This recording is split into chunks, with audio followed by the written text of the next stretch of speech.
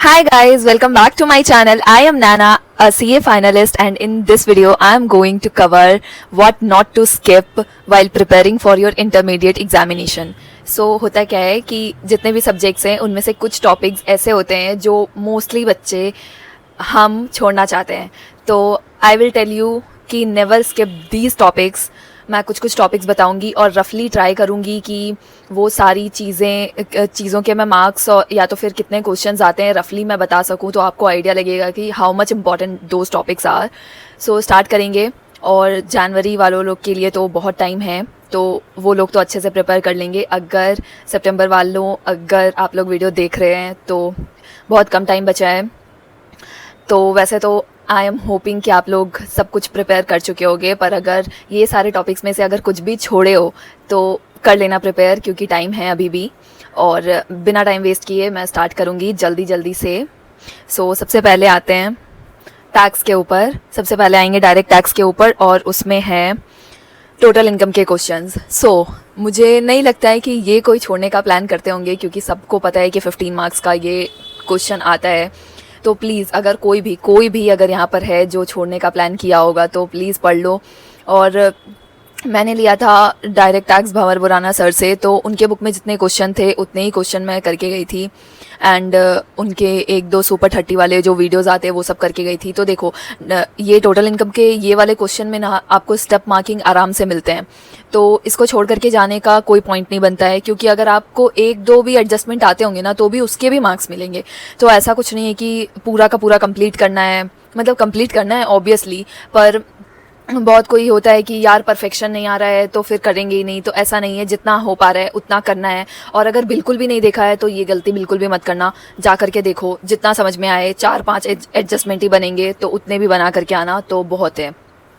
मेरा बस बताने का यही था कि 15 मार्क्स का आता है, उनमें से आप 10 मार्क्स आराम से निकाल सकते हो अगर आप एक बार भी पढ़ के जाओगे, क्योंकि सारे एडजस्टमेंट जो क्वेश्चन में आएंगे वो न्यू नहीं आएंगे. कोई एक दो एडजस्टमेंट न्यू आएगा जो आपको नहीं आता होगा, बाकी सारा कुछ जो प्रीवियस ईयर के क्वेश्चन है वहीं सबसे कवर होते हैं. तो ये बात को ध्यान रखना. दूसरा है जीएसटी में total liability question. Again important as total income question. ये भी 15 मार्क्स के आते हैं, बट डिवाइडेड 2 क्वेश्चन में आते हैं आई थिंक. तो ये वाला भी चीज़ उतना ही इम्पॉर्टेंट हो जाता है कि आप 15 मार्क्स ये सारा जीएसटी में आएगा, तो इसको भी वैसे ही प्रिपेयर करना है. और ये मैंने विशाल भट्टर सर से जीएसटी लिया था, तो उनके भी जो टोटल लाइबिलिटी के क्वेश्चंस थे बुक में मैंने वहीं से प्रिपेयर किया था. तो मैंने वही सारे क्वेश्चंस ही किए थे तो आ गए थे. मतलब मोस्ट ऑफ द चीज़ें वहीं से कवर होती है. तो सेम बात है कि छोड़ने का मत सोचना. लास्ट में भी पढ़ रहे हो तो एक बार पढ़ लो, देख करके जाओ, क्योंकि टोटल लाइबिलिटी के क्वेश्चन में सारी चीज़ें रिपीट टाइप की होती है कि आपने सब कुछ पहले से पढ़ रखा है. वही सारी चीज़ें वापस से एक समराइज फॉर्म में आएंगी, तो ये ध्यान रखना. फिर है डायरेक्ट टैक्स में टीडीएस टीसीएस. सब लोग बहुत छोड़ने का प्लान बनाते हैं, पर बिलीव मी उसके अगर आप एग्ज़ाम में छोड़ के भी चले जाओगे तो चलो एक क्वेश्चन तो आता ही है टीडीएस टीसीएस से. लाइक मेरे एग्जाम में एक क्वेश्चन आया था जिसका 2 पार्ट्स था, उसमें मतलब 2 टीडीएस के सेक्शंस लिखने थे. तो इतना तो आएगा ही. अगर आप एग्ज़ाम में छोड़ने का भी प्लान कर रहे हो तो ये आपको आगे बहुत ज़्यादा हेल्प नहीं करेगा, क्योंकि इंटरव्यू में खाली टीडीएस टीसीएस ही पूछते हैं. आर्टिकलशिप के इंटरव्यू में मतलब मोस्ट क्वेश्चंस तो आपको वो याद करके जाना ही पड़ेगा इंटरव्यू में. तो ये बाद में करने से बेटर है कि पहले कर लो, एग्ज़ाम में अच्छा रहेगा. और बीबी सर लोग के वीडियोस देखो. फिर आप एक इसमें बहुत अच्छी चीज़ कर सकते हो. अमित महाजन सर के एक वीडियो है जिसमें उन्होंने लर्निंग ट्रिक्स दे रखी है कि स्टोरी के फॉर्म में आप कैसे रेट्स और ये सब याद कर सकते हो. तो आप वो वाली वीडियो रेफ़र करो, उससे एक बार याद करने का ट्राई करो, और बीबी सर के वीडियो से समझ तो आ ही जाता है. नेक्स्ट है डिडक्शंस भी सेम चीज़ है. बहुत कोई छोड़ना चाहते हैं, पर टोटल इनकम के क्वेश्चंस में डिडक्शंस काम आते हैं, और ओल्ड स्कीम है तो और ज़्यादा ही काम आते हैं. तो इसको भी स्किप करने का मत सोचना, क्योंकि अगेन इंटरव्यू में ये सारे क्वेश्चंस भी पूछे जाते हैं. Deductions TDS TCS is important for interview purpose also. So ये सब छोड़ने का कोई पॉइंट नहीं बनता है. अब आते हैं नेक्स्ट सब्जेक्ट ऑडिट के ऊपर. ऑडिट में सब लोग ट्राई करते हैं, मतलब मोस्टली टीचर्स भी ऐसा बोलते हैं कि जो चैप्टर 5 है सबको बहुत बड़ा लगता है, फाइनेंशियल स्टेटमेंट्स वाला चैप्टर, और वो सब लोग छोड़ना चाहते हैं।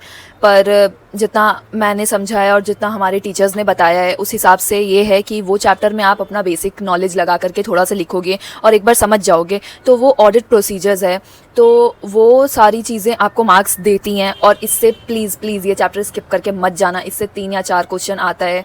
मार्क्स तो मुझे ऐसे नहीं पता, पर लॉन्ग क्वेश्चंस में ये 3-4 क्वेश्चंस आता है और MCQ में भी आ ही जाता है। और MCQ में ये थोड़ा ट्रिकी हो सकता है अगर आप एक बार पढ़ करके नहीं जाओगे, तो इसीलिए अच्छा है एक बार पढ़ के जाओ। अगर बिल्कुल ही छोड़ दिया है तो ये गलती मत करो, मिनिमम एक बार तो पढ़ के जाओ। अगर पढ़ लिया है तो एक बार रिवीजन जैसे बाकी सब्जेक्ट्स बाकी चैप्टर्स का कर रहे हो, इसका भी करके जाना।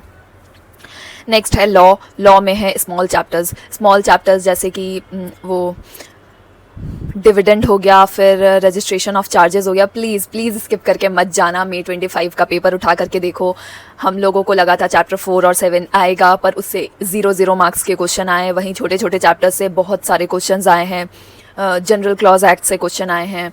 तो ये सारे चैप्टर्स स्किप मत करना। इंटरप्रिटेशन ऑफ स्टैट्यूट्स ख़राब लगता है पर आते हैं question, GCA general clause act ख़राब लगता है पर आते हैं क्वेश्चन। तो ये 4 चैप्टर्स मैंने स्पेशली मेंशन किए हैं। अगर आपको और भी कोई छोटा चैप्टर्स हो सकता है तो उसको भी प्लीज़ स्किप मत करना, कुछ भी स्किप करके मत जाना लॉ में, क्योंकि ये May 25 का पेपर एक रियलिटी चेक है। जो छोटे चैप्टर्स स्किप करके जाते हैं या लास्ट डे रिवाइज नहीं करके जाते हैं, तो प्लीज़ इन चीज़ों को ध्यान में रखना। नेक्स्ट आते हैं अकाउंट्स के ऊपर। अकाउंट्स में 2 चैप्टर्स जो कि बहुत बड़े या बहुत लोगों को हार्ड टाइप के लगते हैं, वो है कंसोलिडेशन और ब्रांच। बिलीव मी गाइज, ये दोनों से क्वेश्चंस बहुत ही इजी आते हैं। अगर आपने एक बार भी चैप्टर को पढ़ा है तो वो क्वेश्चंस आपसे बन जाएंगे। तो जो लोग पूरा का पूरा क्वेश्चन ही स्किप करके जाते हैं, ये उनके लिए बहुत बड़ा चैलेंज है कि आप जिन चैप्टर से हार्ड क्वेश्चन आते हैं आप उनको तो बहुत अच्छे से प्रिपेयर करके जा रहे हो, और फिर अगर उनमें हार्ड क्वेश्चंस आ गया तो फिर वो मे बी आपसे नहीं बन सकते। पर ये चैप्टर्स ट्रिकी हैं, हार्ड हैं, पर इनसे क्वेश्चंस ईजी आते हैं। तो ये चैप्टर्स को बिल्कुल भी स्किप मत करके जाना, और कोई भी पार्ट मत छोड़ करके जाना। जैसे कंसोलिडेशन में May 25 के पेपर में P&L अकाउंट बनाने आया था, तो मोस्टली लोग कंसोलिडेशन में बैलेंस शीट बनाते हैं और P&L को बिल्कुल भी ध्यान में नहीं रखते हैं और वो छोड़ करके चले जाते हैं। तो ये गलती आप मत करो। P&L जो एक बार भी देखा हुआ भी होता तो जिसको कॉन्सेप्ट पता है वो आराम से कर लेता। इतना ईजी क्वेश्चन आया था। फिर ब्रांच में भी it is easy question, just module से उठाया हुआ क्वेश्चन था। तो मॉड्यूल के क्वेश्चन या तो फिर आप जिन टीचर से क्लासेस लिए हो उनके क्वेश्चंस आप सारा एक बार भी करके जाओगे तो भी ये चैप्टर्स में आप आराम से मार्क्स स्कोर कर सकते हो। तो ये थी मेरे हिसाब से जो मेजर टॉपिक्स है जिनको छोड़ करके नहीं जाना चाहिए, तो ये सारे मैंने कवर किए हैं। I hope it will help you, and thank you for watching this video. Stay tuned for more uploads. Bye bye.